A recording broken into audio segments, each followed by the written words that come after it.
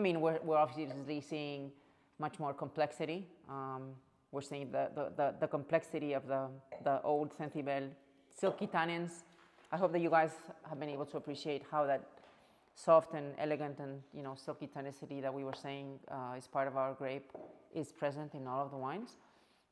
But here we combine it with the oak aging, which definitely gives the wine a different and an upscale character. And what's the out 40-year-old vines, 50, 55-year-old vines? What's the difference between the two vineyards? In terms, basically, apart from the age of the vines, the soils. The Natur is mainly sandy soils, yeah, and the Coleccion is 100% clay with some limestone. I apologize, I didn't hit start. Could you tell us again about the oak on Coleccion and the basic idea of it? Just starting again. Mm-hmm. I haven't heard you talk about the American oak and the Tonnerie in that selection before. Yeah, so when we, it's considered making a wine like this one and having it aged, for like 9 months, we wanted to make sure that the oak respects the identity of the grape. And for us, we found a couple of tonnelleries. We did little exercises with, different oak barrels from different places. And we found that who we're working with right now is the American oak is very respectful. It's not extremely, I would say, creamy or vanilla. It's very much more in the spicier side of it, obviously being American still, and really respectable. And the fact that we work with 300-liter oak barrels makes the wine have less contact with the wood, and that has been also a very interesting exercise for us. The wine stays anywhere between 9 to 12 months, depending on the vintage. And you said it's fermented a little bit hotter for a little bit. Yeah, during the alcoholic fermentation, we increase the temperature a little bit. We allow this to, be fermented anywhere between 28 degrees centigrade, which allows us to extract a bit more from the skin, because it's a wine that then has to be, spend some time in the oak, and we need extraction to be able to cope with that. And once the alcoholic fermentation is finished, we also allow the wine to post-macerate for another 10 days with the skin. When did you first start making Coleccion as Coleccion? The Coleccion was the first wine we actually made in the new winery.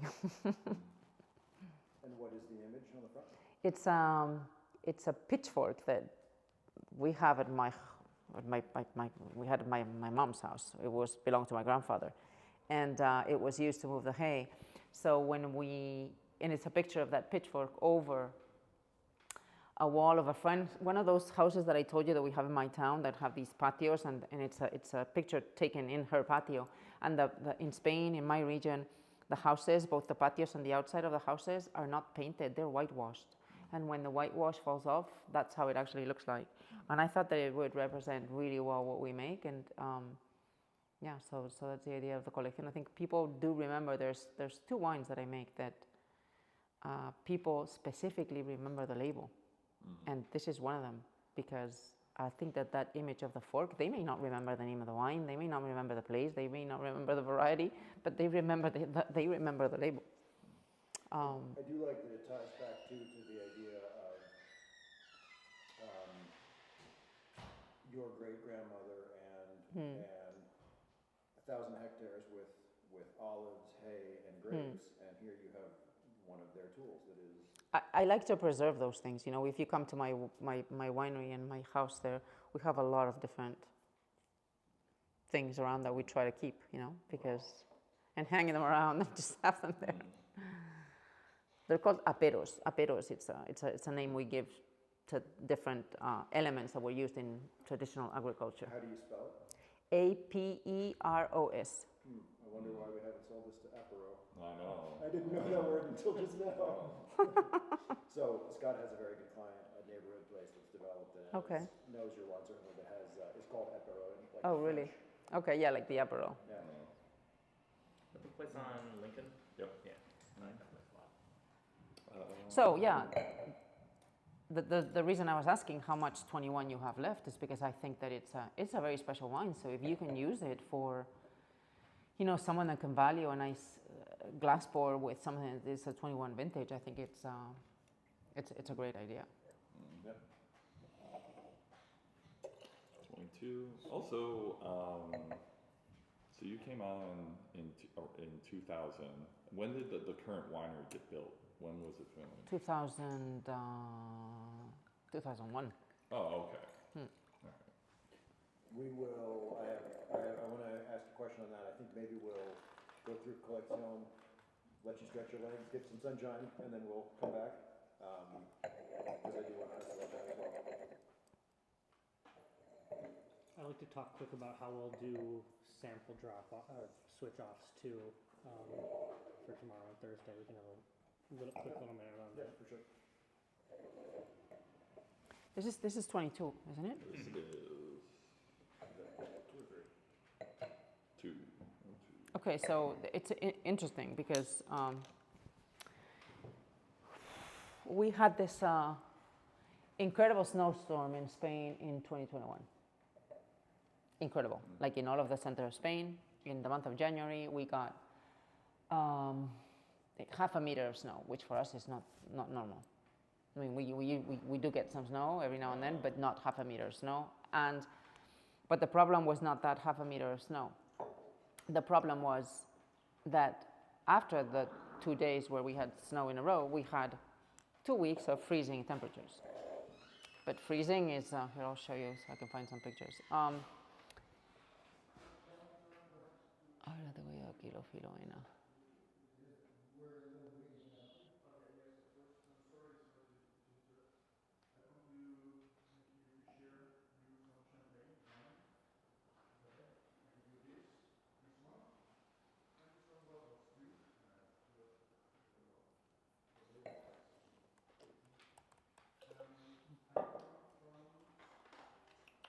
I mean, half a meter. Well, that's a quarter of me. So I know I'm a little over 2 meters. What's it? It was like, Like a foot and a half? yeah, foot and a half. I was like, that's a good like Chicago blizzard right Yeah. there. Sí, sí. Yeah, I was gonna say. Yeah. Sounds kind of cozy. That's Yeah. 1 inch of snow, or 1 foot of snow equals an inch of rain. Wow. Yeah. Huh. Well, I learned something today. Yeah, an inch of 1.5 inches of rain. And 1.5. Yeah, that's a good downpour. That's a good. That's a good downpour. Yeah. Sí, a ver si tengo aquí, there's, I can show you this. So you can see what happened because I think it illustrates it a lot. I feel like they're gonna make a documentary about that in Spain. Like PBS makes a documentary about like the Chicago blizzard of '67 or Yeah. something. My parents still talk about that blizzard. Mine does too. Yeah. Same with Hannah's parents.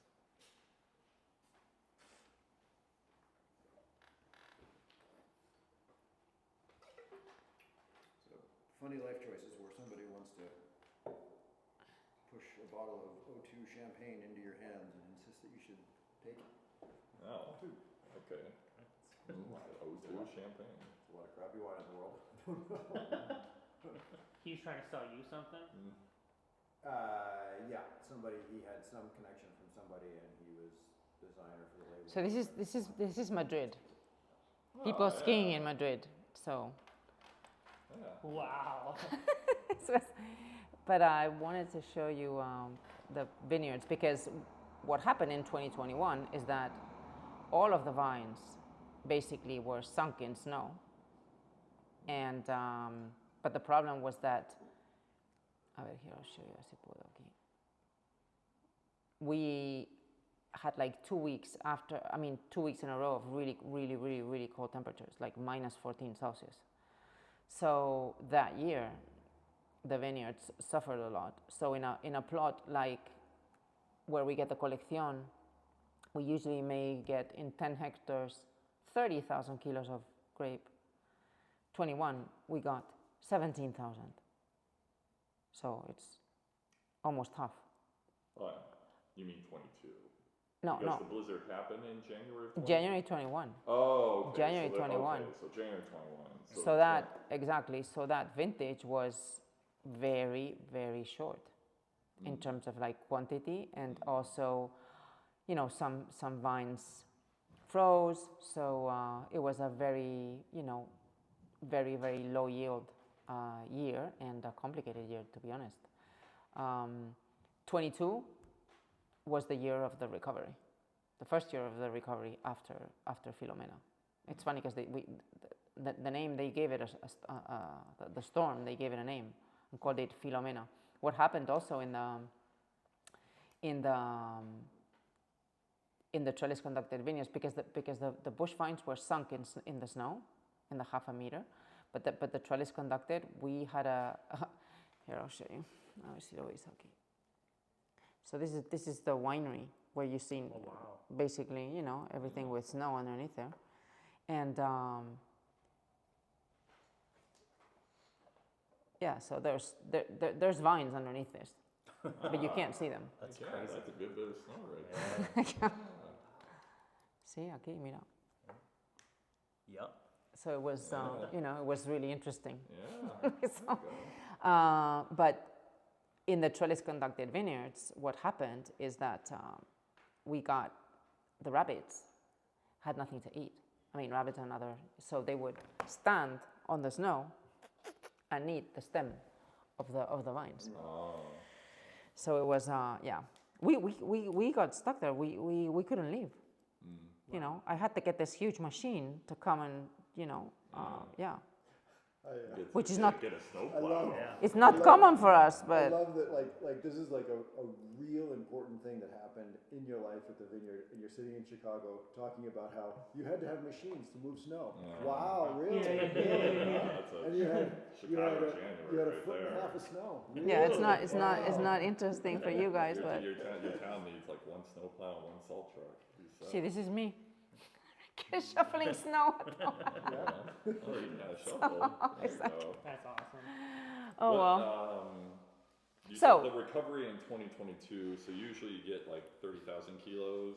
So like you said, it recovered in 2022. Sure, Did it sure. hit 30,000 or did it go above? I'll tell you, because I have the statistics here, so you can see. It wasn't the full recovery, because the vineyards take, you know, Yeah. it takes their time. But I think that year we had like 20,000 or something like that, if I don't remember incorrectly, but I can tell And you. today, like it's back to normal. Yeah. Yeah. A ver, ¿dónde está aquí?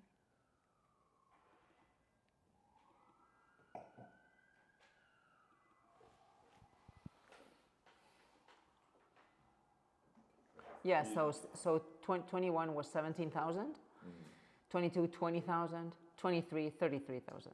Oh, 23 was the big thing. Okay. Yeah, and then 24 and 25 have been 29,000, 27,000. Do you think these two vintages then, since they were, you know, still affected by the blizzard, do you think that blizzard like affected the taste or the aromas of this wine in these two vintages? No, I just think that, no, not the aromas. I just think that the 21 was a difficult vintage, because after going through such a crazy, you know, situation, the vines have to like kind of, you know, recover themselves from, you know, lack of nutrients, lack of a lot of things, and stress and maybe, you know, it wasn't like it's interesting because you get very low yields, you know, because in, like, imagine we're talking about 1,700 kilos per hectare, which is nothing.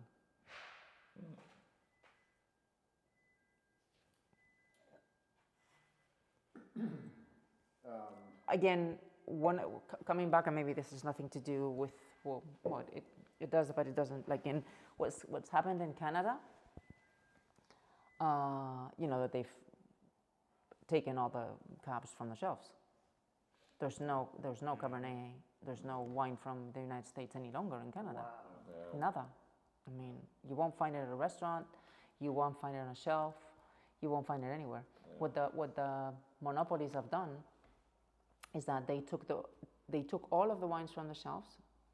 They have the wine at their warehouses, but they're not allowing anybody to sell it. And obviously they're not buying anymore. Yeah. So the wine lists and the shops have specifically diverted the customers towards other I wines. can see this doing well in Canada. And the Coleccion is replacing a lot of the by the glass spots for the cabs So at a much lower price point. the thing that is, to a degree, we already know that, and I worry that's not necessarily a useful commercial argument for us. For you, no. It's an interesting tidbit, but we No. already know it because the Coleccion went into ABBA by the glass for a long time because it scratched the box for everybody. So, right, so this is a lettuce entertain you restaurant downtown of saying like, we're going to put this in and people are going to buy it by the glass and drink a lot of it. That's why it's working, right? The fact that you need something to replace a Cabernet for whatever reason is a really good commercial argument. Here, like with ABBA, it worked. We know it works, which is great. It's a No, thing. the only reason I brought it up is not because of the fact that it's because the fact that it has given a wine like this one the opportunity to be drank by the profile of customer that likes the Cabernet, Exactly. and that's the interesting thing, you know. Yeah. So you put it in when you put it in the spot, it will work really well, and that is the distillation of for us of talking to somebody about a by the glass program. Be like, give this one a shot. Here's why. I have multiple reasons why I know it's going to work. Yeah. The reason why I react to the Canada story is because it's interesting, but it's a trap. No, it's for you it's the opposite Or- situation because you don't want to, As soon as if you bring it up, you get into somebody's feelings about Canada. You don't know.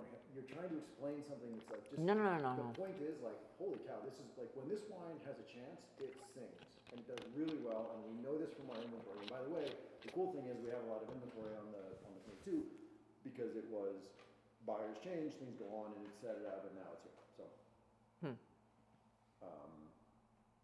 Yeah, just like I said in the beginning, just trying to really make sure, like, let's get the distilled line.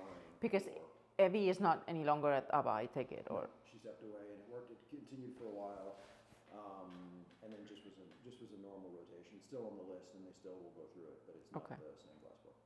So well, we have to find other homes.